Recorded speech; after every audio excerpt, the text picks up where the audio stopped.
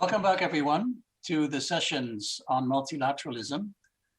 In this panel, we're going to be talking about how to address the spillover effects of subsidies, the international spillover effects of subsidies. My name is Bernard Hoekman. I'm the Director of Global Economics at the Robert Schuman Center here at the European University Institute. And as part of that program, we've been doing a lot of work looking at the importance of subsidies in terms of what governments have been doing.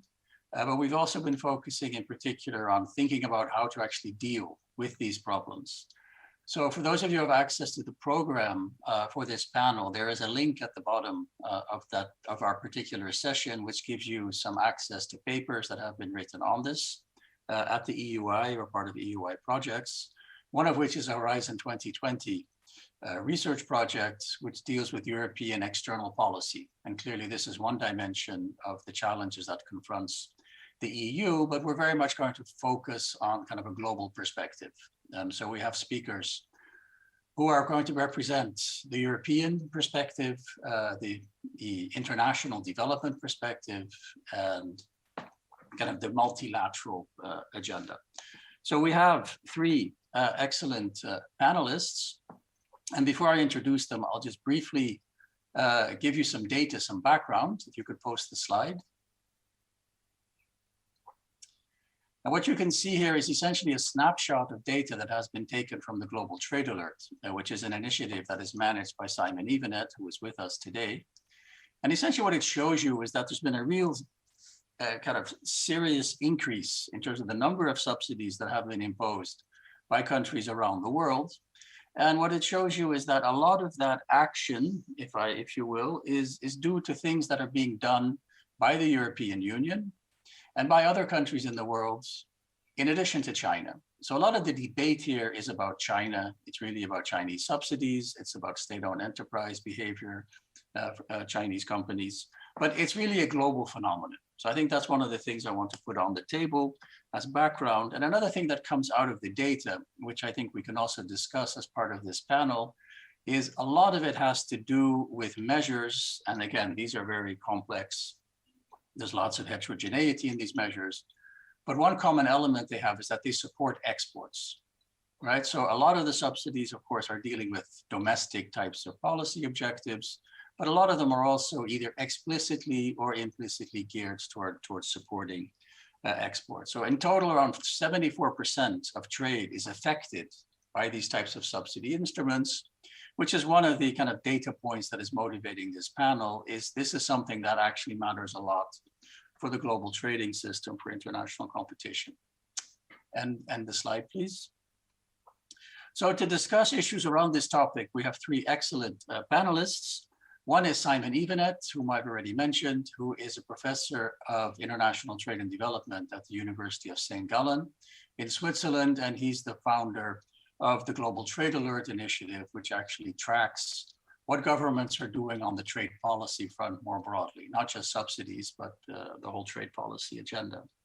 Second, we have Caroline Freund, who is Global Director for Trade, Investment, and Competitiveness at the World Bank. And we have Pierre Regibeau, who is the Chief Competition Economist in DG Competition in the European Commission, and who has been working on these areas as part of his day job, as opposed to some of us, where it is more part of the weekend activity for some of us. But the way we're going to structure this, I have a discussion of about 25, 30 minutes, and then we'll open it up to questions and answers from participants. So let me start with a kind of general question, which also relates to the slide. Are foreign subsidies a major problem for international competition? Or is this really a bit overblown? Is a lot of what we're seeing governments doing what governments should be doing, partly to deal with a crisis like the one we're in now, the COVID-19 pandemic? So what's the balance? How important is this in terms of an issue? So let me start with Simon, who has done a lot of the kind of digging up of data on this. Simon? Thank you, Bernard, and it's great to be here. I do think this is a matter of global significance. You've already highlighted the exposure of world exports to different types of subsidies. Since this is an EUI event, I also looked up the data for the EU, extra EU exports, and about 29% of extra EU exports compete against a firm in a foreign market that has received some type of subsidy. On top of that, you have to add the firms which compete in foreign markets against other exporters from other countries who've received export incentives, and that gets you 68% of the extra EU exports. And then on top of that, you have to add the subsidies, which are paid to firms to engage in cross-border mergers and acquisitions, of which there are a number. And this element actually does not get discussed that much, and of course has become important given the recent announcement by the EU concerning its instrument, which I'm sure we'll come back to. But I know the focus of a lot of discussions in Brussels is on Chinese subsidies, but when you're looking at financing the overseas expansion of home national firms, Canada does a lot of this, Japan does even more, Korea does a lot too. So if the net is going to be thrown widely, or if we're going to treat countries even-handedly, and we're going to start tackling subsidies for M&A, subsidies to expand production abroad, then we're going to draw in some of the EU's closer trading partners as well. Maybe I should stop there. Thanks. Pierre, what is your take on this? And in particular, Simon has already mentioned the new European proposal, legislative proposal to deal with foreign subsidies and the link to mergers and acquisitions. So I'm curious to hear your perspective. I'll talk about the new European tool a little bit later. And let me say, I'm a bit ugly duckling here. I'm not a bona fide trade economist, although I started life as one. So my take is a little bit different. I think that the statistics that have been quoted tell us that subsidies are pervasive. They do not necessarily tell me that they're important and then create lots of distortion, which is a slightly different issue. Also, while we have now, thanks to you guys, decent statistics about how important the subsidies are, they're still approximative. And also, it's hard to systematically tear apart true export subsidies, true national subsidies, from subsidies that aim at fixing the market externality. And it's hard to therefore draw a conclusion about the impact based on that. Now, if we look at the impact, we all know that there are good work about gains from trade. And I looked at a recent 2018 paper that looked at the gains from trade from autarky to observed trade. And we know that those gains of trade tend to be, static gains of trade tend to be very small, from 1% to 11% of GDP, depending on countries, especially big for small agricultural economies. So 2 points there. First, let's remember that not only we can have all guilty of industrial subsidies, but let's also remember that we are especially guilty, Europe amongst many others, on agricultural subsidies, where even kind of small static effect can have dramatic consequences for relatively poor agriculturally oriented economies. The last point that I'll make is that, yes, we know that those static kind of losses are small, which tells me that maybe the overall impact of subsidy in terms of allocation is not that big, but this is the dynamic dimension that we probably don't talk enough about. At two levels, at the business level, there are kind of dynamic kind of business strategies with which those subsidies can interfere, but also in terms of innovation. And I think that's very important. If I subsidize you in the product market, well, I'm going to decrease the scale of the other ones and decrease therefore the incentive to do R&D. I'm also going to decrease the profit margin of the other guys and also decrease the incentive to do R&D. Now, if I subsidize your research, again, I might subsidize somebody who doesn't have the comparative advantage there. I might misorient research. I might create duplication. So more attention, I think, if we're really concerned about having a big impact on the economy, should maybe be paid to the dynamic dimension.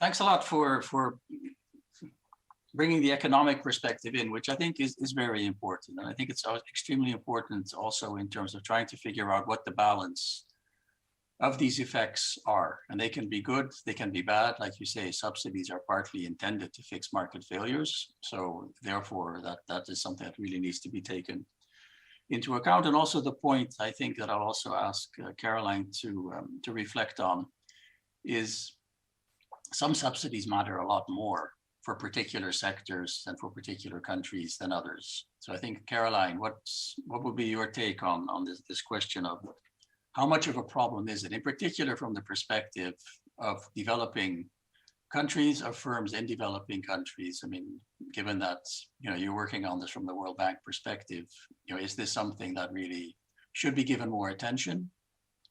And we'll come back to the how later on in this discussion. Yeah, thanks, Bernard. And it's great to be here discussing this timely topic. I think, unfortunately, the answer to a lot of these questions, and that has come out, as Pierre just said, is we don't really know. And the reason we don't know is because the data on subsidies are far more incomplete than other trade instruments. And so I think Simon has done a great job of trying to gather some of this data. We're doing our own work on this at the World Bank. But unfortunately, we end up a little bit like the drunk looking for his keys under the lamppost, because so many of these are completely non-transparent, and we don't know how to look in those hidden corners that aren't under the lamppost. So they can be embedded in complex regulatory vehicles or financial instruments and upstream sectors and so forth. So the world really, really gets very complex. And when we look at counts, that doesn't really tell us about the economic impact exactly, as Pierre said. I guess another point to make is subsidies aren't bad for everyone. So if you think about a standard trade model, actually, we never used to worry about subsidies because countries wouldn't do them because they're bad for themselves. But they're actually great if you're an importing country, because it improves your terms of trade. You can get lots more of the subsidized good. So if you're an agricultural importer, ag subsidies are fantastic for you. But the problem comes where you're a competitor, and then you get hurt. And from the developing country perspective, it's really those products that they produce where subsidies hit. So a good example is cotton, where the US has extensive programs to support cotton. In 2020, the US share in global production was nearly 15%, with 85% of output exported, and the share in global exports was 35%. But farmers are getting more than $100,000 in subsidies each. Production costs in the US are higher than in places like Mali, India, Chad, or Burkina Faso. So these are the countries that end up losing from advanced country subsidies. So I think it depends. Are you competing with the subsidizing country, or are you benefiting because you can import more? And that's really how it affects. The other place it's affecting everyone is in terms of tensions. So there are a lot of tensions around subsidies, and if it ends up meaning that the global trade system is really impacted, that's going to hurt all countries. So it is time to measure these properly, be more transparent, and then try to address them. Thanks. I think we'll come back on this issue of non-transparency. How do we get more transparency? Because I think this is really one of the major challenges, right? So I think all of us on this particular panel are economists, and so we would like to do more analysis, but for that we do need to have more information on this. And I think one of the things that is kind of distinct about the EU situation is that there is a system through which we actually have reasonably good transparency as to what governments are doing inside the European Union.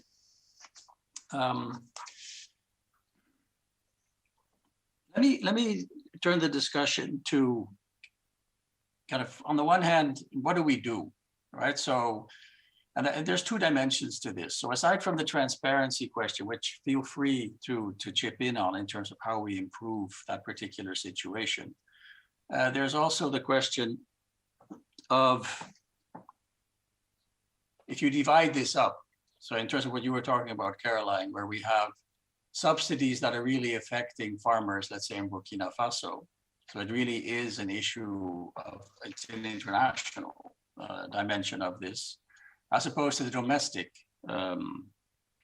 dimension, in particular, the import competing side of things. So the one question would be, do we have enough, do countries have enough instruments at the moment to actually deal with the potentially distorting effects of these subsidies, right? So in the case of Burkina Faso, would it suffice for them to put on a countervailing duty on cotton, right? And clearly the answer is no, they're a net exporter. So what do you do? So let's have a little exchange on that particular question. So Simon, you want to kick off on that? Yeah, maybe I can and build a bridge to the discussion we just had, because I actually believe that there's now more and more econometric literature showing the effects, and maybe that is the right place to start, which is we need to have clear theories of harm as to how subsidies harm either the harm different actors in different markets, and then we need to back this up with the econometric evidence. We do know, by the way, with respect to the export incentives, that these are eating away at the market share of non-subsidized firms. We have pretty good literature now on this, and this is, I think, fairly clear. And so I think that's perhaps one could start using some of that evidence to identify which of these different policies are the first order ones to tackle. And I would not be surprised if tax-based export incentives tops that list because of the sheer scale and resort to them by different types of, mainly actually emerging markets. So maybe as we build the evidence base, we can start prioritizing which measures are ones we should tackle. The second point I would make is I was a little bit depressed to hear the immediate default into subsidies are there to fix market failures. There's another reason why subsidies happen, and that is because governments often think in mercantilist terms, and that governments get lobbied by firms to help them out.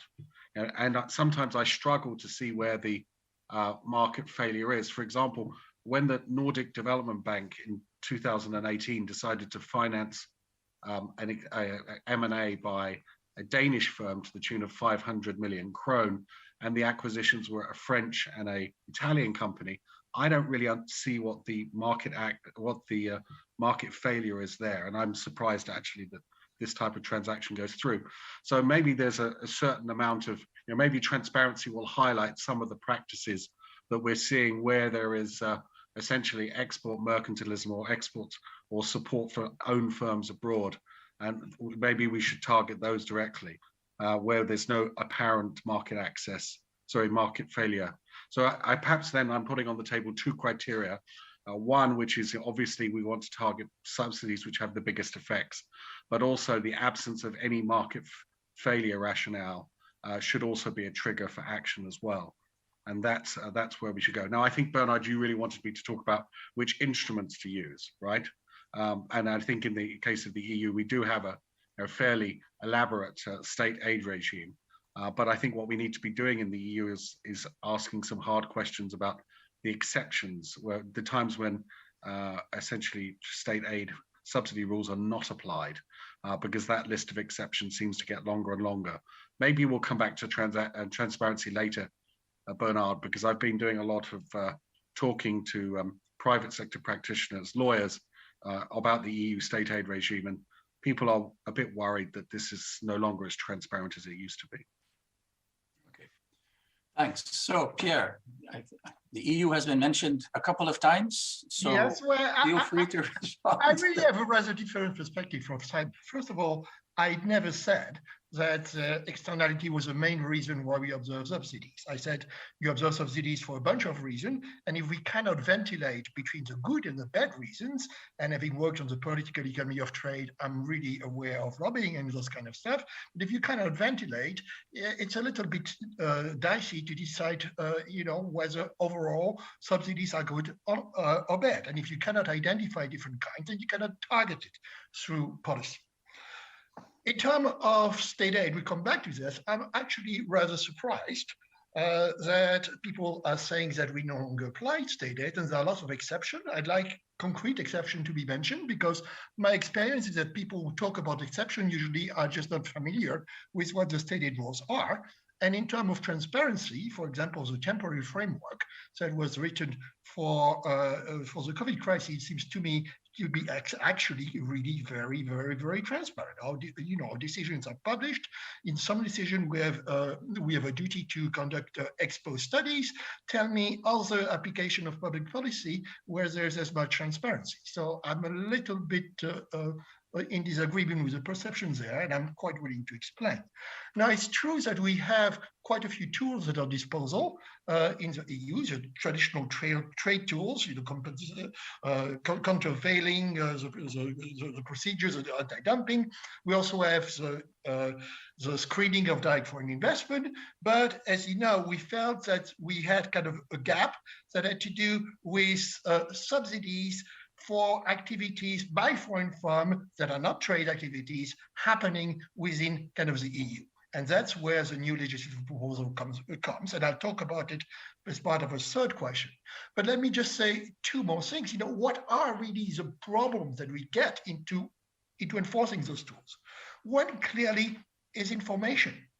Why does state aid work reasonably well, the state aid control within the EU? Because the states have a legal obligation to inform us about it, and we have ways of at least partially enforcing that.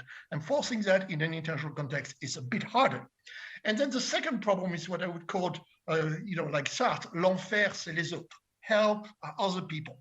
And other people take two dimensions. As we've seen in the first point, it's not my subsidies that are a problem, it's your subsidies. But there's a more subtle point that actually Caroline hinted to about whether you're a net buyer or a net sellers. If you look about Europe and even of a new tool, many countries quite like to get subsidized production if they don't have competitive firms. Some countries actually quite like to have one of their firms bought for too high a price by, say, a Chinese or another concern. What they object to is the next country having competitors of their own competitors overbought at too high a price with the Chinese so that they cannot themselves acquire them. So this unfair c'est les autres kind of sheds some light on the problem, the incentive issues that we face when trying to get everybody to pull in the same direction.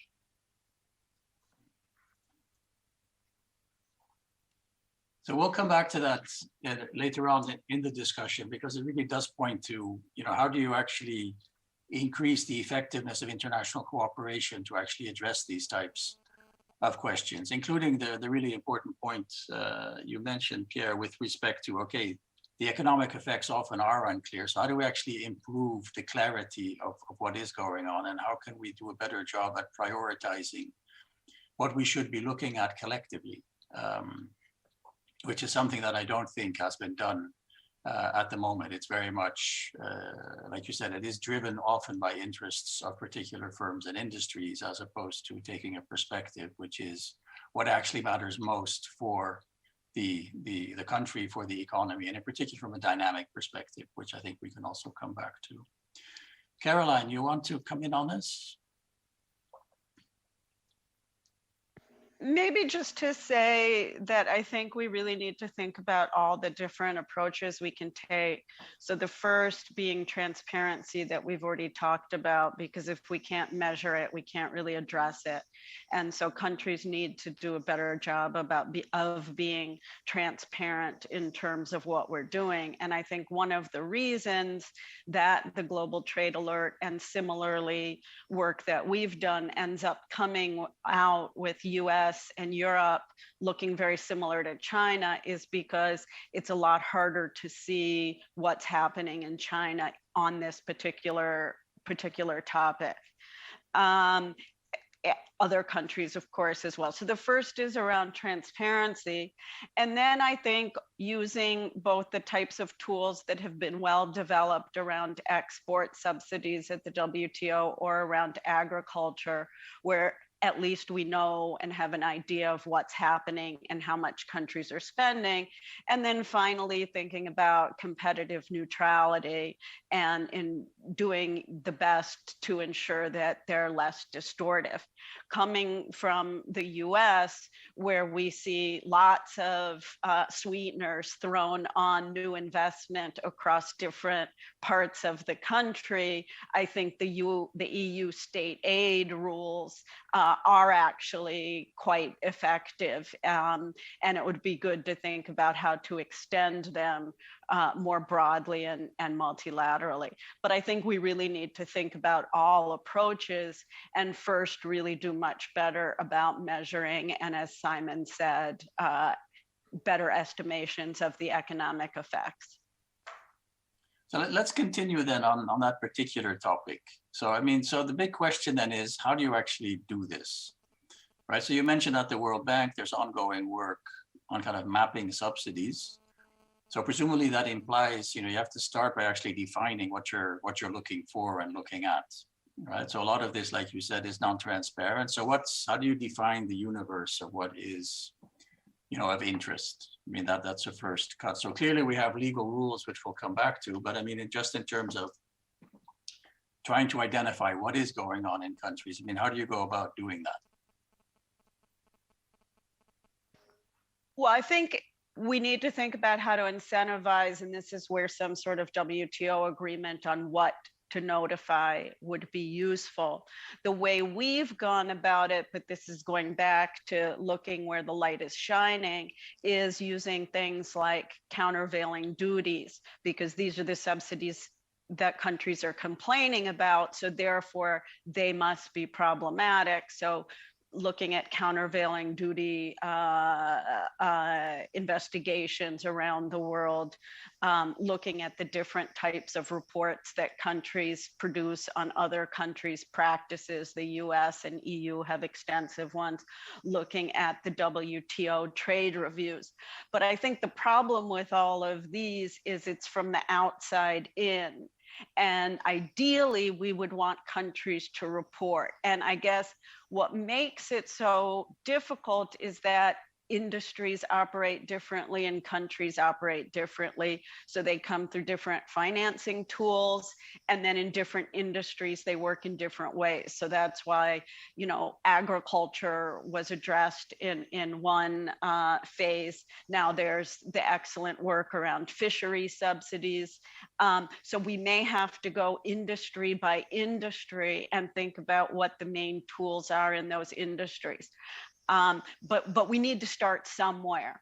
And so hopefully the fisheries will come through, but it is difficult. Actually, I think Simon should answer this question because he spent really the most time thinking about how to get at all the different potential instruments.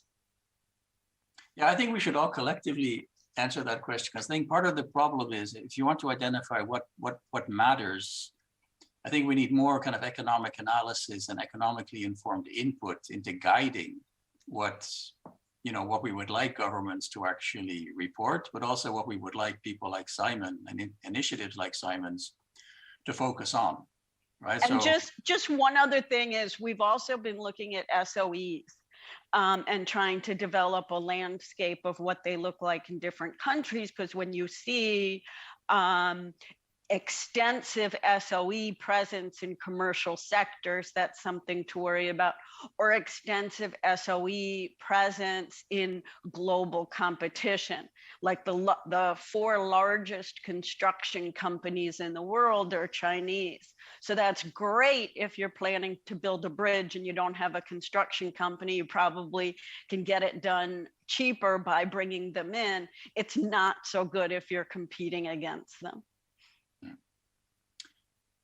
Simon, what's your kind of set of suggestions in terms of how we move forward in terms of actually identifying what we should be looking at in terms of what is likely to have more effects?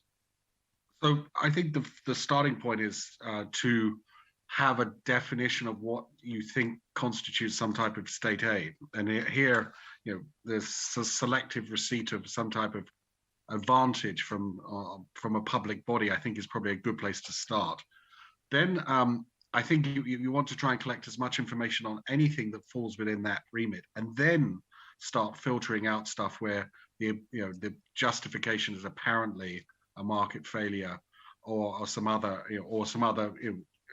perhaps beneficial societal role, like promoting climate change and the like. So I think the first thing to do is to actually have the widest possible list and then filter down. I think the worst thing to do is to start saying, well, we're not going to look at environmental subsidies. That's out because we all like the environment. Because you just encourage relabeling of subsidies if you do things like that. So then the second thing is, there are indeed, as Carol has said, there are a number of public sources one can grab information from. The difficulty there often is the subnational authorities who may or may not report. We have growing compliance in the United States with General Accounting Standard number 77, which is the one where the states and the cities have to report the incentives for investment, or tax abatements is formally what they have to do. But it's still a bit patchy. And if we're talking about China, the finance ministry in China doesn't have a list of what the provinces are offering in terms of subsidies. They've tried to get this information and they've been frustrated. So I think then the amount that we should expect governments to be able to submit to the WTO is probably going to be constrained, but they should do more, and they should do it more timely fashion. And then you're left, I think, with the next thing, which is that we have to go and find this information. So we, in a world where more and more, companies announce their financial results and often have to declare some types of financial contributions from the states, from governments, and where governments are publishing more and more information as transparency at the national level is improving, then we need to be able to grab that data and then find an intelligent way to process it and aggregate it. And I think that's it. I just don't see a sort of WTO solution, a sole reliance on a WTO solution. I think we actually have to go and look for this type of information. And now in a world where people can develop scrapers and targeted scrapers, this should be considerably easier to do. I'm not saying it's perfect, but one could then build up a much bigger picture this way. And of course, then once we get these lists, we then have to be able to assign to each subsidy recipient which economic sectors they're in and which products they're trading. And that's, of course, indeed is what we do to get those trade exposure estimates that we shared with you at the beginning. So I think that's how one has to go about it. But I think it's for those of us in the business of documenting this, there is no alternative to rolling up our sleeves. We can't count on governments to report this stuff. We have to find it. Okay. So there seems to be a bit of a contrast between what you were saying and Caroline's focus on we really should be getting governments to report insofar as governments, the question then is, what is the incentive for governments to do this? And I think one of the important things you said with respect to China is that the Ministry of Finance in China doesn't really know what is going on necessarily at the provincial and city level. So, in terms of incentives, you'd think if you're in the Ministry of Finance, you have quite an incentive to try and fix that problem, which then gets you to the question, what's the constraint, right? So why not? And then the question is, can you address that constraint maybe through some type of international cooperation? So that's, kind of a question that occurs to me when I listen to this. But clearly, I think the experience in the WTO to date has been that it seems this notification seems to work reasonably well for some types of sectors where you clearly have a community that is engaged in monitoring each other and is on top of that. And it really doesn't work at all in areas where there's a lot of concern that maybe transparency will backfire on me, because if I am transparent, then someone will may bring that to the table and either start a dispute case against me or what have you. So Pierre, the EU has really, I think, done very well on the transparency front. And of course, partly that's because we have supranational enforcement. We have a common competition policy, we have rules, we have, you know, a court that ultimately can enforce. So what are the elements that you would argue that, from what we've learned in terms of the EU's experience on the transparency front, in terms of actually getting a better sense of what is going on, what could be transferred to kind of an environment where you don't have supranational enforcement, right? Where we're really talking about intergovernmental cooperation, which is of course what we have in the WTO and more generally in terms of multilateral institutions. Although I do quite like your system of state aid oversight, I'm afraid that I don't see it being transplanted that easily to kind of a worldwide level. And it's not just a question of implementation. Let's step back a little and think a little bit of what we are trying to achieve with state aid control in the EU. Essentially, there are kind of three main objectives. The first one is we want to avoid subsidy competition between member states, right? It would be kind of wasteful, kind of stealing, A stealing from B and B stealing from one. The second is that we think that we have a responsibility to make sure that if member states decide to spend the taxpayer money, and they have the right to do this and to decide what they spend it out, it's not our decision, that it's at least done in a way that actually pursues the stated objective, and this does it in a proportional way, i.e. without wasting money. And then the third way is that we want to make sure that all of this is without too much prejudice to having a level playing field in the common market, right? Now, if you think about then moving to a worldwide situation without a central authority, the first issue of avoiding kind of mindless subsidy competition, it's kind of there, but less intensely, because you don't have one regulator who cares about everybody. So it's kind of half there. The second one, making sure that other governments do not misspend their money. Nobody cares, right? And then in terms of the effect on competition, well, as you know, many different countries have very different views about competition. So when you step back like this, you, I think, realize that why this kind of stated control works kind of very well for our objective within the EU, I do not necessarily see how it can be transplanted easily to a worldwide level. And certainly not the notification dimension, I think. No, good luck. Yeah.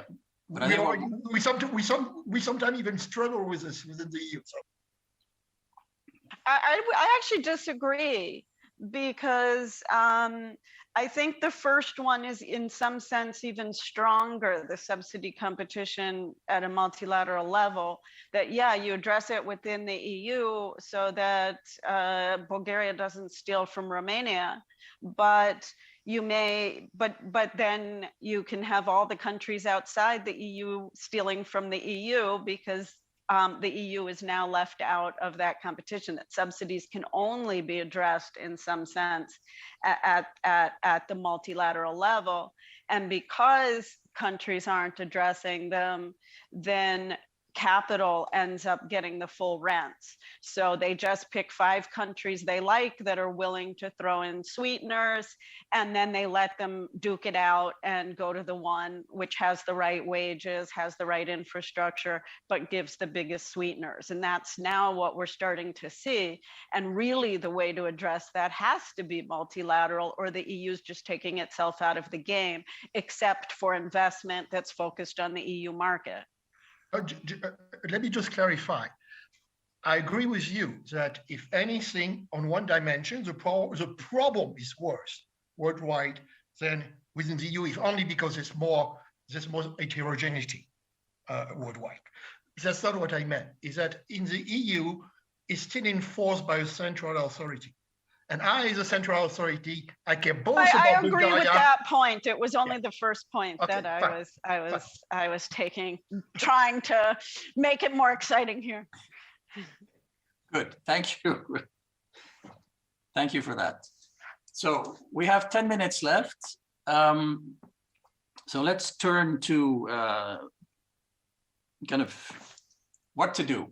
And in particular, there's been an ongoing effort by the European Union, the United States, and Japan as part of a trilateral initiative to try and think through what type of rules need to be introduced in the WTO, in particular focused on China. Right, so it depends a bit on who you talk to in terms of how much of the target is China, but clearly that was the US focus, certainly under the Trump administration. But the focus that I would like to emphasize here of that effort, it seems to me, was very much on trying to write more rules, right? To kind of improve the legal framework, to make it clearer, and to deal with some of the sources of disputes that we've had in recent years. So one question to all of you would be, do you think that's really the way to go, given the discussion we've just had? In terms of the complexity, in terms of what are we actually talking about, how do we define this, how do we take into account the effects of subsidies, is an approach that focuses on kind of making it more binding, having more rules in a multilateral system. Is that the way to go? And I think in particular for Pierre, so one of the things that is coming out of the research here at the EUI is to say, well, we really need to have much more of a focus, one, on effects, and two, on kind of trying to balance out what governments are trying to do and what the effects are of both good and bad. So in one of the previous panels on the State of the Union conference, there was a discussion of, is this carbon border adjustment mechanism that the EU is thinking about, is that something that is a good thing, bad thing, what is likely to happen? And one of the panelists said, forget all about that. Whatever you think about it, if you're serious about dealing with climate change, we should get rid of fossil fuel subsidies, right? That in one fell swoop will get us 10% of the way to where we want to be under the Paris Agreement. So focus on that. Right, and I think that's also something maybe to talk about in terms of the WTO. Should we just be targeting specific areas that we know are bad, pretty much unambiguously so, as opposed to trying to do all this complicated kind of rulemaking. So I don't know who wants to start. Simon? So I think the answer to your last point is absolutely yes. I mean, I think a much more targeted approach is likely to succeed at a time like this when we are finding it very hard to get countries to move in large numbers or even multilaterally at the WTO. So I think that's part of the story. The second part of the story, and I'm glad you took the bait earlier when I mentioned the Chinese Ministry of Finance, is that I think we need to think about how to get the finance ministries on board with this. Because think of the context at the moment. We're going to be coming out of a pandemic where the public finances of many countries are going to be looking very, very shaky. And there will be pressure either to raise taxes or to cut spending. And what better time to get the finance ministries on board with an agenda of essentially scrutinizing what subsidies are offered, are they delivering value for money, sorting between the different types of priorities, all backed up not by the WTO, but by the IMF, which has long-standing concerns about subsidies and public finances. So maybe we come at this problem slightly differently. If we use the WTO route, it's promoting transparency, targeting subsidies in certain selected sectors, which we know are very bad. And then the other route is IMF finance ministries putting pressure on and trying to coordinate something there. Because in my experience, finance ministry is a little bit stronger than trade ministries and competition agencies. Okay, no, I think that's an interesting suggestion. It also raises the question to what extent, and why hasn't the IMF been doing more on this already, right? So in terms of the exercise that Caroline mentioned that you're doing in terms of trying to map the waterfront here, you'd think that a lot of that information is actually sitting in ministries of finance, and therefore also could be accessible by the International Monetary Fund. Pierre, you want to also, kicking on this particular question, maybe also say a bit about the EU legal proposal in terms of...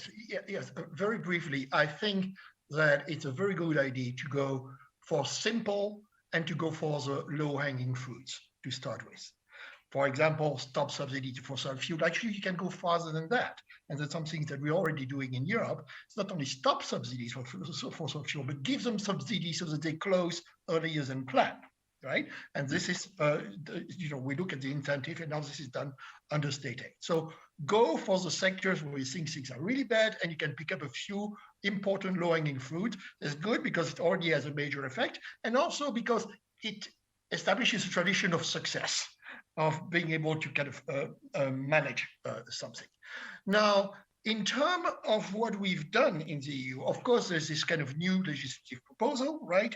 And the way to think about this legislative proposal, again, is to deal with, forget about services for now, for goods that would be kind of produced in the European market by foreign firms. And think of it as trying to apply to those firms exactly the same state aid rule as the one we have now, with one difference, is that we're not going to be able to coerce the states to give us as much information. So we have to have some, special rules that are not meant to discriminate against them, but are meant to kind of make up for this enforcement disadvantage we find ourselves in. So you've got those three models. The first model is really goods, don't subsidize the production of your goods. The second one about acquisition, think of acquisition as an input in an in a business strategy. So do not subsidize the purchase of inputs. And for procurement is just one market like others. In terms of keeping it simple, let's also remember that when we do state aid at the European level, things get really, really complex very fast. Simon mentioned you have to define what state aid is. And basically, it's any kind of use of government resource. It can get very subtle. For example, to just give you an example, one company has both commercial and non-commercial activities. Suppose the state inject equity in the non-commercial part, but that raises the overall rating of the company, therefore makes it possible for the commercial part to get loans at better rate. That's just one still relatively simple example. My feeling is that when we go to international enforcement, we have to be a little less ambitious than there at the beginning and kind of stick to the very obvious aspect of what is state aid. Thank you. Caroline? Yeah, I think we're probably going to have to go industry by industry to start. We're working on a joint paper with the IMF, the WTO, and the OECD on this topic for the next WTO ministerial. And, I think it's going to be more of a call for action than having lots of hard data. It'll be a short paper, but really to explain the economic case and to try and incentivize countries into thinking about how to move. And there are movements happening, whether it's kind of unilateral and restrictions on certain types of foreign investment, whether it's in bilateral agreements like TPP, or whether it's multilateral like on ag and eventually hopefully fisheries. So I think there are ways to move. I think one issue with the argument around domestic resource mobilization that Simon mentioned, that resources are scarce, is that the countries whose subsidies matter have more access to resources than the countries that are really suffering from raising revenues. So I'm not sure how useful that will be in terms of addressing this issue. But basically, this is an area where we have to move fast and fix things. Okay, I think that's a good note on which to end. I must say I'm reasonably pessimistic even on an industry by industry approach. So, it seems to me blindingly obvious, like Pierre said, that fossil fuel subsidies should be low-hanging fruit. Unfortunately, it's not. The political economy is not exactly behind us. And I think what the experience with negotiating away, the fisheries subsidies which again would seem kind of an obvious thing to do and a lot less difficult actually than dealing with fossil fuel subsidies. You know, that has been not exactly easy, and we've been at it for a long time, and hopefully we can finish that dossier this year, but you know, fingers crossed, I guess, based on the experience to date. Thank you all for participating, and I hope to see all of you on the call tomorrow in other sessions on the State of the Union, and I hope to see all of you in the flesh in the not too distant future